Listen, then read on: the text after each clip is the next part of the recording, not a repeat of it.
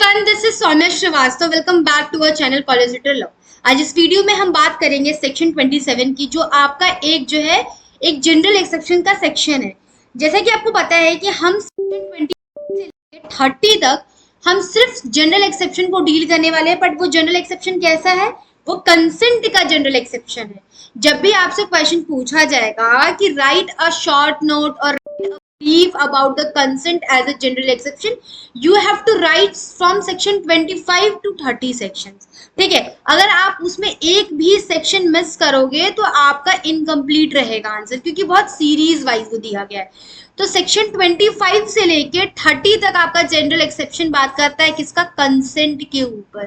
ठीक है, तो कंसेंट क्या होता है, कंसेंट किस मैगजीन पे पेज है, कंसेंट का मतलब क्या है, मैं हर वीडियो में बताई हूँ। मैं इस वाली वीडियो में नहीं बताऊंगी। अगर आप पिछली वीडियो आप देख रहे हो, चाहे आप मेरी सीरीज देख रहे हो, तो आपको समझ में आ जाएगा। ठीक है, तो कंसेंट पता है क्या होता है? कंसेंट एक होता है सहमति देना, या हम किसी चीज पे सहमत होते हैं।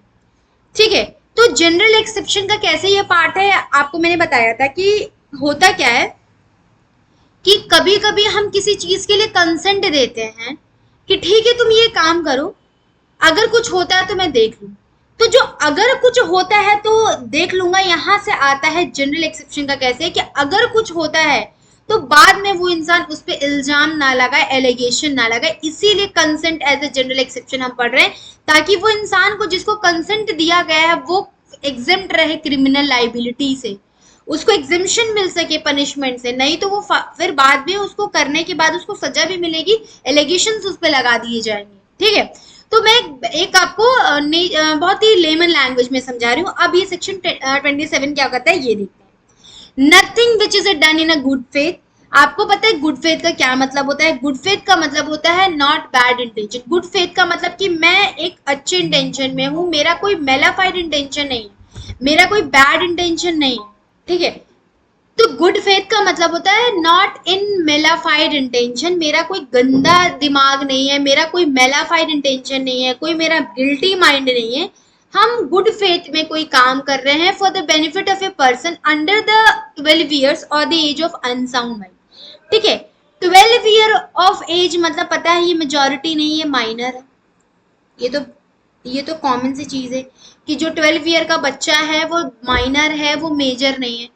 अनसाउंड माइंड का क्या मतलब है? अनसाउंड कहाँ दिया गया? आपको कॉन्ट्रैक्ट में भी दिया है कि the person is not eligible for the to do a contract और कम्स इनटू द कॉन्ट्रैक्ट और डूइंग कॉन्ट्रैक्ट। अनसाउंड माइंड है, तो unsound mind is also not competent and 12 year of age is also not competent for anything else. तो उसके बदले में उसका कोई कंसेंट कोई तो देगा, उसके लीगल रिप्रेजेंटेटिव देंगे या उसका गार्जियन देगा। जैसे जब मैं 12 साल की थी तो मेरा जो कंसेंट था कि हाँ, मतलब मान लीजिए कि मेरे नाम पे कोई प्रॉपर्टी लेना है, पापा को प्रॉपर्टी लेना है, तो मेरे फादर मेरा करेंगे साइन कि हाँ मैं इसको दे रहा हूँ, मेरे बदले में मेरे बिहाफ पे वो हर चीज करेंगे। तो समझ में आ रहा चीज है। अगर कोई अनसाउंड माइंड है तो उसको अगर किसी को अपनी प्रॉपर्टी सेल करना है जो उसके हिस्से में है, तो उसके गार्जियन करेंगे, ना वो खुद करेगा, क्योंकि they are unable to do a contract. It is a very basic, सबको समझ में आता है ये चीज। तो इस सेक्शन को समझिए कि कोई भी ऑफेंस उससे हुआ है जब person under 12 year of age और unsound of mind by the consent or express or implied for the guardian of the other person having the lawful charge of that person।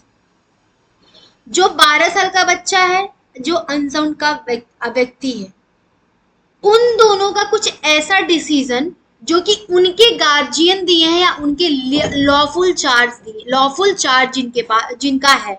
जैसे 12 साल के बच्चे का कुछ लॉफुल चार्ज उसका guardian होगा, unsound mind person के भाई उसके भी गार्जियन होंगे या लॉफुल चार्ज होंगे। तो उनका जो कंसेंट दिया होगा वो गार्जियन देंगे। अगर वो गार्जियन गुड फेथ कंसेंट देते हैं किसी चीज के लिए कि हाँ तुम इनके लिए कुछ करो, अगर कुछ भी होता है तो फिर मैं तुम पे एलिगेशन नहीं लगाऊंगा। मान लीजिए कि जो अनसाउंड माइंड है, कोई पर्सन है, उसका हम कह रहे हैं कि ऑपरेशन करो, तो वो खुद से तो देगा नहीं कि नहीं मैं साइन कर रहा हूं कि नहीं मेरा ऑपरेशन करो। वो खुद से नहीं दे सकता क्योंकि they are unable to do a contract. किसी डॉक्टर से उसको ऑपरेशन कराना, तो उसके लॉफुल चार्ज देंगे या उसके लीगल रिप्रेजेंटेटिव देंगे। तो अगर वो देते हैं डॉक्टर से कुछ भी होता है तो वो कोई ऑफेंस नहीं माना जाएगा डॉक्टर के लिए। क्यों? क्योंकि उनको कंसेंट मिली है, किसकी? गार्जियन की कंसेंट मिली है या लॉफुल चार्ज की मिली है। इस सेक्शन का यही मतलब है। Is an offense by the reason of any harm which it may be caused or by the intended to do it to cause or known by the doer to likely to cause that person। वो तभी होगा, bye offence by reason तभी होगा जब हमारा intention हो, हमारा हमारा इंटेंशन हो कि कुछ ऐसा करे जिससे नुकसान हो उस अनसाउंड माइंड का या 12 ईयर ऑफ एज बच्चे का, तभी वो होगा। जब भी समझिए इस कॉन्सेप्ट को कि जब भी चीजें कोर्ट में केस जाती है तो हर इंसान ये कहता है कि my intention is not that to act a crime, but आपके बोलने से वो नहीं होता। आपके सरकमस्टांसेस को, आपके रिएक्शन को वहां कोर्ट चेक करती है कि आपकी क्या ग्रेविटी थी, आपकी जो हरकतें थी वो सच में इंटेंशन था कि नहीं, वो सारी चीजें चेक होती। तो आपके कहने से कुछ नहीं होता। कोर्ट विल प्रिज्यूम और court will be understand, it is a task of court. ये हमारा नहीं, हम सिर्फ कहते हैं कोर्ट वहां पे होता है। कोर्ट आपके री एग्जामिनेशन इस चीज से, क्रॉस एग्जामिनेशन से वो वेरीफाई कर लेगी कि what is the true of that, क्या वो सही बोल रहा है कि मेरा इंटेंशन था कि नहीं था। समझ में आ रहा? तो जैसा कि मैं आपको बता रही हूँ कि डूअर का क्या मतलब है, पिछली वीडियो में मतलब कि टू डू एक्ट, कुछ एक्ट करना है, टास्क करना जो आपको परफॉर्म करना है। ठीक है, तो मान लीजिए कि 12 ईयर ऑफ एज वो कोई ऑफेंस विच इज, इस सेक्शन का क्रक्स सिर्फ यही है कि nothing which is done in a good faith for the benefit of a person of under the age of age और अनसाउंड माइंड। वो कोई ऑफेंस नहीं है जो कि गुड फेथ में किया गया है 12 साल के बच्चे के लिए और अनसाउंड ऑफ माइंड के लिए।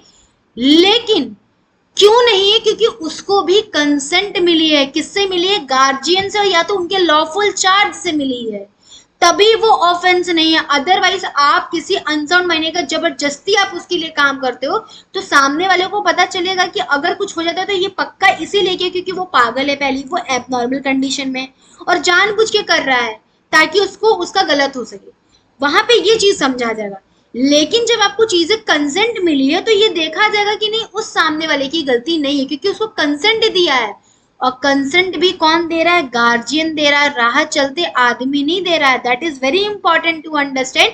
The consent will be obtained from a guardian और the lawful charge of that person. Lawful charge of that of person का मतलब यहाँ पे लीगल रिप्रेजेंटेटिव उसका होना चाहिए।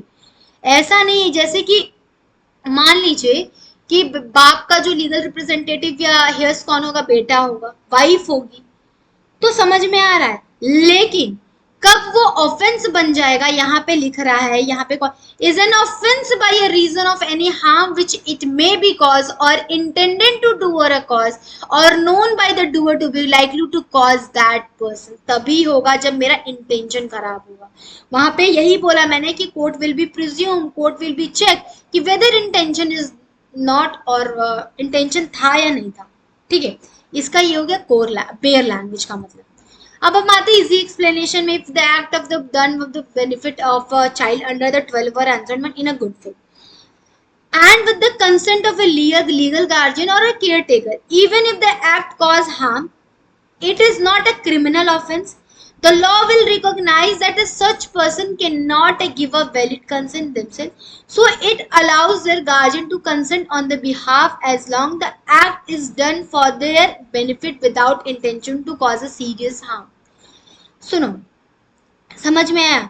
लॉ तभी रिकॉग्नाइज करेगी उस कंसेंट को कि नहीं कंसेंट मिला और आपसे गलती हुई है, आपसे कोई हार्म हो गया उस 12 ईयर ऑफ ए चाइल्ड को या अनसन, तभी रिकॉग्नाइज करेगी जब आपके पास जो है लीगल गार्जियन का या लीगल रिप्रेजेंटेटिव का या लॉफुल चार्ज का आपके पास कंसेंट हो। That is very important to be understand.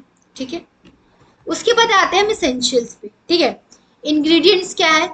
The person harmed is under section 12 year of age or for unsound mind. The act will must concern the minor child or mentally ill person. Unsound mind को ही mentally ill person यहाँ कहा गया है। Consent is given by the lawful guardian the guardian और the person lawfully incharge must be given express और implied. Express और implied consent क्या होता है, ये चीज बहुत आप कॉन्ट्रैक्ट में पढ़े होंगे कि एक्सप्रेस क्या होता है। Express is something which is in form of writing, हम लिख के दे रहे हैं कि हाँ अगर कुछ भी होता है तो I will be taking of that risk. But implied क्या होता है, ओरली होता है, हाँ ठीक है तुम करो ये वाला, दैट इज ओरली। ठीक है, तो या तो आप एक्सप्रेसली कंसेंट दो या तो इम्प्लाइड कंसेंट दो। जब भी आप आंसर लिखोगे तो ये चीज जरूर मेंशन करना है कि what is express contract, what is implied implied, what is express, what is implied consent. ठीक है, किस सेक्शन में दिया है, कहाँ दिया गया, you have to write, definitely it fetch your marks. Act is done in a good faith, the doer must be honestly without negligence harm, that is most important. Doer का मतलब मैंने बताया था, the act should be performed, और act कुछ किया तो वो जो एक्ट परफॉर्म किया ना वो ऑनेस्टली और विदाउट नेग्लिजेंस होना चाहिए। ठीक है, तभी माना जाएगा कि आप एग्जम्पशन फ्रॉम क्रिमिनल लाइबिलिटी। मैंने बताया कि कोर्ट, जब कोर्ट में केस जाती है तो आप डायरेक्ट ये नहीं बोलते कि I will exempt from that because I have a consent obtain from the legal guardian और a lawful representative. The court will definitely check what about your intention, if the intention is that it convict you as a guilty.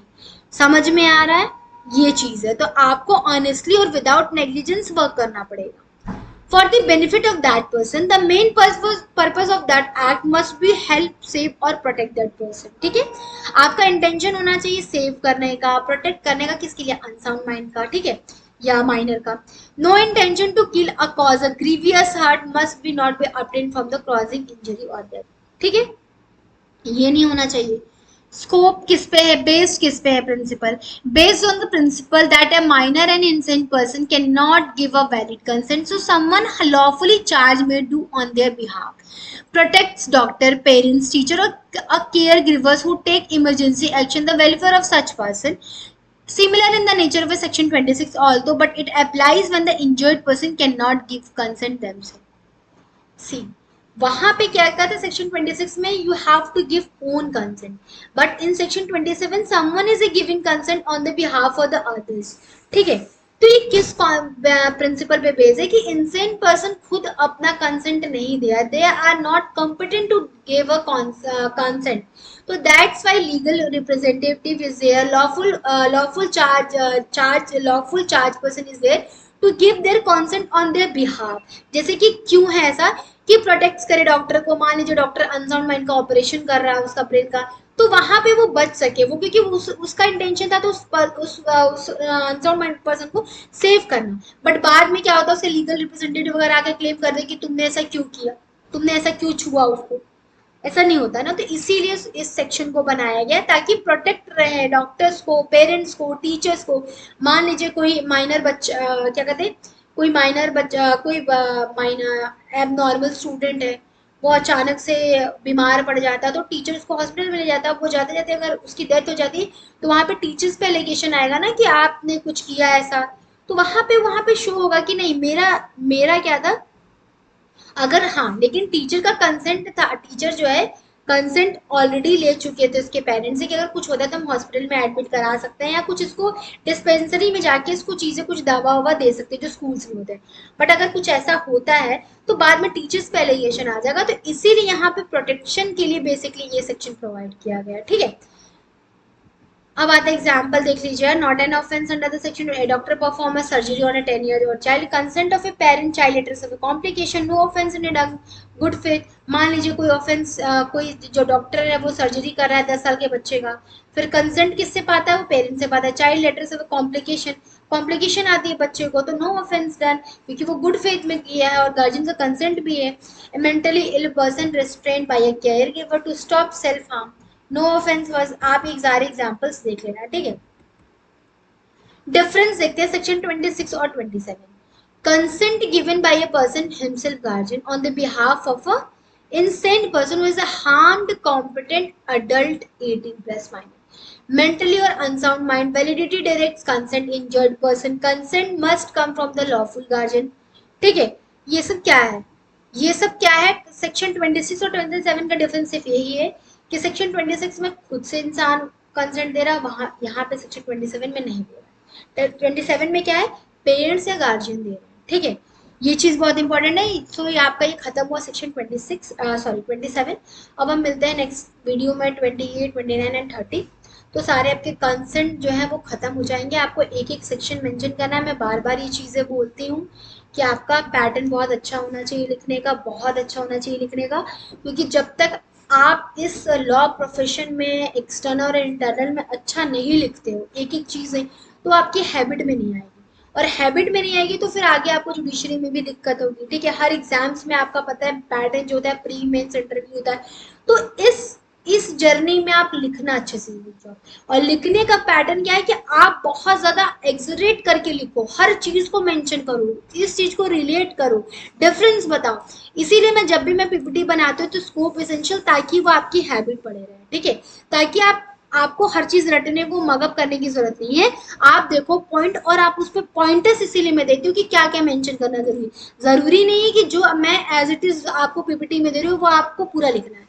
आप मेरी चीजें सुनो और अपने pointers में लिखो। बस आपको sections, principles, legal principle, bare language को नहीं भूलना है, बस ये चीज, ठीक है। तो ये आपका खत्म होता है सेक्शन 27। मिलते हैं नेक्स्ट वीडियो में।